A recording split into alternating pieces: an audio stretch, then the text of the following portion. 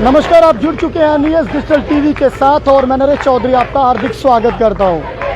एक बार फिर से ये तस्वीरें आपको प्रेस क्लब के बाहर से जो मैं दिखा रहा हूं, ये FAA के सिलेक्टेड कैंडिडेट्स हैं जो लगातार प्रोटेस्ट पे बैठे हुए और पिछले 35 दिन से अपनी सिलेक्शन लिस्ट का इंतज़ार कर रहे हैं।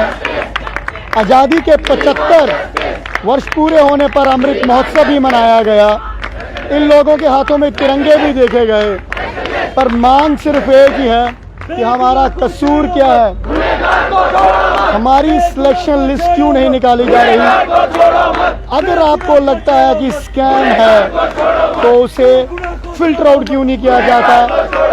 पर जिस तरह से हम लगातार देख रहे हैं कि लंबा इंतजार करना पड़ रहा है सिलेक्शन लिस्ट का इन एस्पिरेंट्स को, उसी के चलते शायद कहीं ऐसा लग रहा है कि छानबीन हो रही होगी।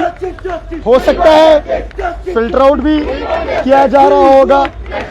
और सबसे बड़ी चीज यही देखने वाली है कि कितना लंबा इंतजार कितना करना पड़ेगा और कितना इंतजार करना पड़ेगा कि सिलेक्शन लिस्ट इन लोगों की निकले। काफ़ी सारी बातें भी निकल रही हैं कि लंबा इंतज़ार है, हो सकता है फिल्टर आउट कर रहे हो, तो कुछ एक और आवाज़ें आती हैं नहीं, शायद इसकी इंक्वायरी चल रही है, स्क्रैप हो जाए। हम ज़रा यहाँ पर एस्पिरेंट्स को बैठे हैं, इनसे बात करेंगे। सर, क्या कहना है? 35 दिन हो गए हैं लगातार आपको प्रोटेस्ट करते हुए और आप लोग यहाँ पर बैठे हैं। 15 अगस्त भी चला गया, 75 वर्ष हो गए आज़ादी के अमृत महोत्सव मनाते हुए, पर आपको 35 दिन से लगातार इंतज़ार करना पड़ रहा है अपनी सिलेक्शन लिस्ट का। क्या कहेंगे? डेमोक्रेसी ख़त्म हो गई है सर J&K में। हम लोगों को पढ़ाया गया था डेमोक्रेसी के ऊपर, यहाँ तो कोई सुनने को रेडी नहीं है। 35 दिन हो गए हम लोगों को यहाँ पर, कोई हमारी अभी तक एक एडमिनिस्ट्रेशन का एक ऑफिशियल आके यहाँ पर आके नहीं पूछा कि आप लोग बैठे किस लिए हो यहाँ पर। या तो होता जम्मू में बैठे होते तो बात होती, श्रीनगर में भी सेम, वहाँ भी कोई नहीं गया अभी तक। एडमिनिस्ट्रेशन का फ़र्ज़ तो था ना कि हम लोगों को जाके पूछे वो लोग कि क्या आपको क्या किस चीज़ की ज़रूरत है, डिमांड क्या है आप लोगों की। किसी ने पूछा ही नहीं, मजबूर होकर दिल्ली तक जाना पड़ रहा। अब कौन चाहता है कि J&K की छवि सेंटर में जाके ख़राब हो, लेकिन वो हमें मजबूर कर रहे हैं इस चीज़ के लिए, मजबूर कर रहे हैं। इनका कहना है कि एडमिनिस्ट्रेशन की तरफ से कोई यहाँ पर नहीं पहुँचा है। मैं यहाँ पर कुछ लड़कियाँ प्रोटेस्ट के लिए रोज़ आती हैं और इनका फ़र्ज़ भी है, ये आएंगी क्यों नहीं, अपने हक़ के लिए लड़ेंगी। पर एक चीज़ सबसे बड़ा सवाल आज इनसे करूँगा, अब लगातार 35 दिन से सुबह आ रही हैं, शाम को घर पहुँच रही हैं। काफ़ी सारी ऐसी लड़कियाँ भी हैं जो दूर दराज क्षेत्र से आ रही हैं, कुछ ग्रामीण क्षेत्र से आ रही हैं, उधमपुर कठुआ से। आप लोग लेट घर पहुँचते हैं रोज़, आपको आपके माता पिता कहते नहीं हैं कि आप रोज़ जा रहे हैं, आपकी सुनाई तो कोई हो ही नहीं रही है, तो किस लिए जा रहे हैं? सर, मैं बताना चाहूँगी, मैं भी बहुत दूर से हूँ, बॉर्डर एरिया से हूँ, खोड़ से हूँ मैं। मेरे को 2.5 घंटे लग जाते हैं आने में और 2.5 घंटे जाने में लग जाते हैं।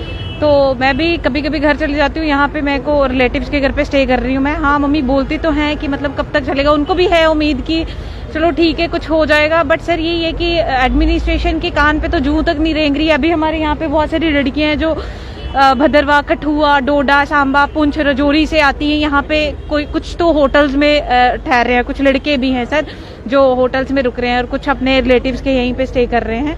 तो सर कईयों के पास तो सर फाइनेंसेस भी नहीं है उनको बियर से। सर वही चीज मैं बोल रही हूँ कि किसी के पास तो घर की इतनी बुरी कंडीशन है कि वो यहाँ तक मतलब एक दिन भी नहीं आ पाते हैं सर। तो ये चीज बहुत शर्म की बात है कि उन बच्चों का क्या कसूर है जिनने पहले तो अपना 2-3 साल अपने घर पे लॉक करके रूम में पड़ा और अभी सिलेक्शन लिस्ट के लिए उनको यहाँ पे सड़कों पे बैठना पड़ रहा है। हमने गुनाह क्या किया, हमारा कसूर क्या है, हमारा फॉल्ट क्या है? मुझे यहाँ लगता है बस यही है कि हमने एग्जाम क्वालिफाई कर लिया और हमें सिलेक्शन लिस्ट के लिए अभी हमें सड़कों पे बैठना पड़ रहा है। सर, सोर्स ऑफ इनकम तो भी आपका कोई होगा नहीं। जब आप घर से सुबह रोज 200, 400, 500 मांगते हो तो कहते हैं कुछ? सर मैं बताना चाहूंगी, मैं 2016 में ग्रेजुएट हुई थी। उसके बाद मैंने घर से कभी खर्चा नहीं मांगा था। मैं तब से ट्यूशंस पढ़ा रही थी। पहले मैं जम्मू में ही रहती थी मामू के घर पे, तब से मैं ट्यूशन पढ़ा रही हूँ। अभी मैं घर पे भी ट्यूशंस पढ़ा रही थी। बट सर अब मेरी वो ट्यूशंस भी बंद हैं, बच्चों को ट्यूशंस भी नहीं दे पा रही। क्यों? क्योंकि मुझे यहाँ पे बैठना पड़ रहा है और मैं रोज अप डाउन भी नहीं कर सकती सर।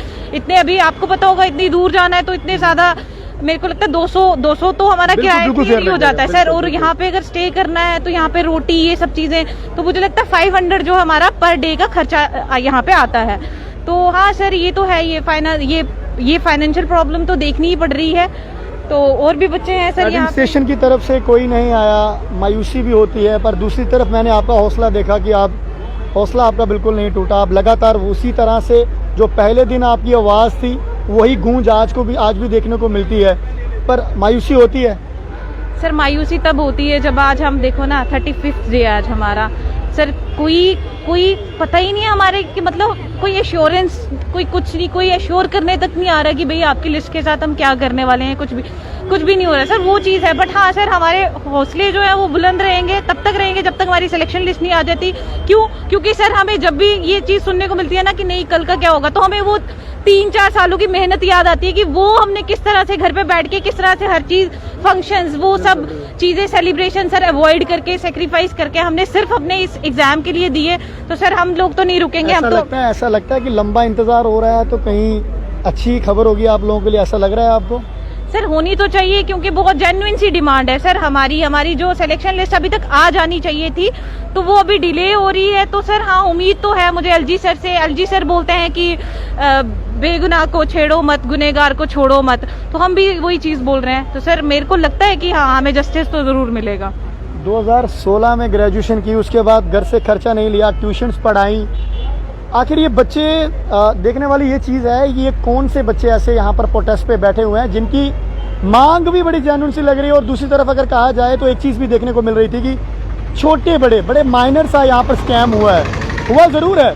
इस चीज़ के लिए ये लोग भी मानते हैं कि स्कैम हुआ है, पर एक चीज़ सबसे ज़्यादा बड़ी ये है कि अगर माइनर स्कैम हुआ है तो फिर उसके बाद फिल्टर आउट क्यों नहीं किया जाता, इसको स्क्रैप ही क्यों ना। एक जो दूसरी तरफ से आवाज़ें जो हमें सुनने को मिल रही हैं, और कुछ यहाँ पे पेरेंट्स भी, इन बच्चों के पेरेंट्स, जिस तरह से मैंने ऑर्गेनाइजेशंस भी हैं और कुछ पेरेंट्स भी यहाँ पे बच्चों के लगातार आते रहे हैं और ये लोग भी इनके समर्थन में यहाँ पर बैठे हुए हैं। और ये इनकी भी यही मांग है कि ये बच्चियाँ अगर बीच में किसी की बैठी हों, अगर हमारी ही अपनी बहनें बच्चियाँ लगातार पिछले 35 दिन से यहाँ पे सड़कों पे ऐसे बैठी हों, तो ये तस्वीरें जो हैं ये अच्छा नहीं लगता। और दूसरी तरफ आज़ादी के 75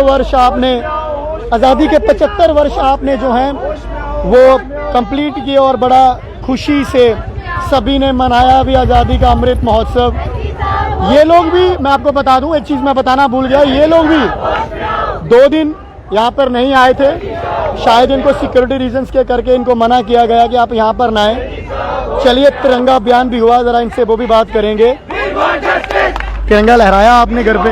हाँ जी सर, तिरंगा लहराया। 2 दिन क्यों छुट्टी की? सर बेसिकली सिक्योरिटी रीजंस की वजह से इन्होंने हमें कहा था कि आप छुट्टी पता क्यों बोल रहा हूँ, मुझे भी ऐसा लग रहा है कि आप लोग ऐसे ना वो ड्यूटी पे नहीं आते, सुबह 10 बजे आना, शाम को 6 बजे जाना, इसीलिए मैंने छुट्टी बोला है क्योंकि हम लोग रोज आपको यहाँ पर देखते हैं। नहीं, ड्यूटी पे तो हम सभी जाना चाहते हैं, लेकिन ये ड्यूटी नहीं, हमें सड़कों पे बिठा दिया गया है। सुबह हम आते हैं, सड़क पे बैठते हैं और सड़क पे बैठ के जाते हैं। ड्यूटी हम चाहते हैं कि हमें ड्यूटी पे हो, हम सुबह जाएं और शाम को काम पे आए। लेकिन तिरंगा लहराने की मैंने बात की, आज़ादी के 75 वर्ष हो गए, अमृत महोत्सव था और कुदरत ने भी अमृत बरसाया, कल ऐसी बात नहीं है, पर आपके ऊपर कुछ अमृत की छींटें पड़े, आपको उम्मीद है इस चीज़ की? नहीं, उम्मीद है तभी हम यहाँ पे अभी तक बैठे हुए हैं, अदरवाइज तो नहीं था। कल बच्चे हमारे दिल्ली भी गए हुए थे तो वहाँ से भी कुछ थोड़ा बहुत पॉजिटिव रिस्पॉन्स ही आया है, तो उसीलिए हम यहाँ पे बैठे हैं। अगर उम्मीद नहीं होती तो फिर हम यहाँ पे नहीं होते, क्योंकि हमारा देश डेमोक्रेसी है, शांति से हम प्रदर्शन कर रहे हैं और जब तक हमें अपना हक नहीं मिलेगा तब तक हम बैठे रहेंगे। एक सवाल करूंगा, आपके कितने नंबर आए थे इसमें? सर मेरे बेसिकली कैटेगरी में मेरे 87 नंबर है। 87 नंबर आज आप फिर भी प्रोटेस्ट पे बैठे हुए हैं? हाँ जी, 87 मार्क्स से, और सिलेक्शन लिस्ट में नाम भी और उम्मीदें भी थी कि बस अब जल्द ही जो है वो ड्यूटी भी ज्वाइन होने वाली है।